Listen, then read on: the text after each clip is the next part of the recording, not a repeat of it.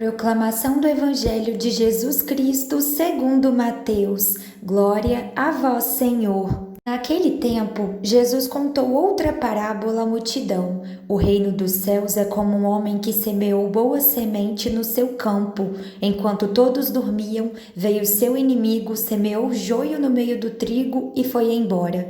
Quando o trigo cresceu e as espigas começaram a se formar, apareceu também o joio. Os empregados foram procurar o dono e lhe disseram: Senhor, não semeaste boa semente no teu campo? De onde veio então o joio? O dono respondeu: Foi algum inimigo que fez isso. Os empregados lhe perguntaram: Queres que vamos arrancar o joio? O dono respondeu: Não, pode acontecer que arrancando o joio, arranqueis também o trigo. Deixai crescer um e outro até a colheita. E no tempo da colheita, direi aos que cortam o trigo: Arrancai primeiro o joio e amarrai-o em feixes para ser queimado. Recolhei, porém, o trigo no meu celeiro. Jesus contou-lhes outra parábola. O reino dos céus é como uma semente de mostarda que um homem pega e semeia no seu campo.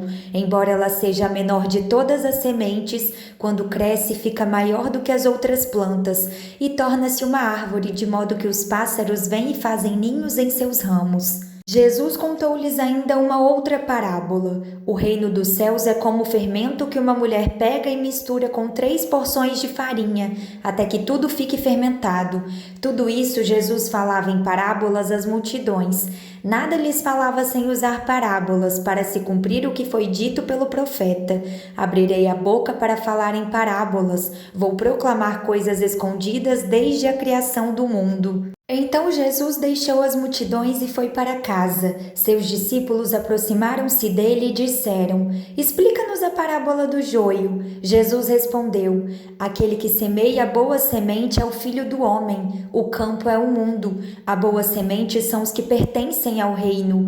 Os joios são os que pertencem ao maligno. O inimigo que semeou o joio é o diabo. A colheita é o fim dos tempos. Os ceifeiros são os anjos. Como o joio é recolhido e queimado ao fogo, assim também acontecerá no fim dos tempos. O Filho do Homem enviará seus anjos e eles retirarão do reino todos os que fazem outros pecar e os que praticam o mal, e depois os lançarão na fornalha de fogo. Aí haverá choro e ranger de dentes. Então os justos brilharão como o sol no reino de seu Pai.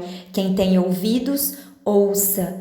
Palavra da salvação, glória a vós, Senhor. A paciência tudo alcança. As parábolas e afirmações presentes nos textos ouvidos nos levam a descobrir grandes diferenças entre a lógica de Deus e a lógica dos humanos. A mansidão e a paciência de Deus, ao contrário do que pensam os homens, revelam seu poder. É assim que Deus consegue penetrar o íntimo dos corações. Tudo no tempo certo. A parábola do joio e do trigo, uma das 3 parábolas que encontramos no Evangelho de hoje, tem por objetivo abrir a mente dos discípulos, despertando-os para a complexidade que envolve a vida humana. Querer separar o joio do trigo antes do tempo é uma pretensão fadada ao fracasso. Pois assim como o trigo pode ser confundido com o joio, também os julgamentos humanos estarão sempre sujeitos ao engano. Não adianta querermos classificar antecipadamente as pessoas como boas e más. Apenas com a tolerância construtiva e com a paciência misericordiosa, respeitando-se o tempo e as etapas de crescimento de cada pessoa e da comunidade, é que alcançaremos a verdadeira justiça. Então os justos brilharão como o sol. Aguardar o tempo certo para separar o joio do trigo não significa desleixo nem aceitação passiva dos erros, mas antes sabedoria. A linha que separa o joio do trigo nem sempre é tão evidente. Não é fácil separar o bom do mal, pois as duas coisas podem estar juntas em uma mesma realidade.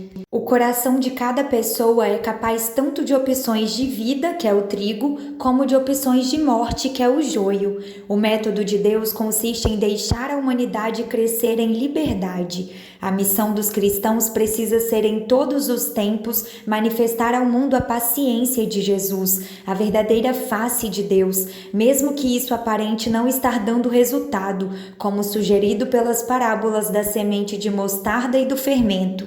O reino de Deus tem sempre início discreto e humilde, mas nada consegue impedir seu poder de tudo transformar e renovar. Que o Senhor esteja sempre convosco, a paz de Cristo e o amor de Maria, que o Espírito Santo de Deus desça sobre vós e por toda a sua semana.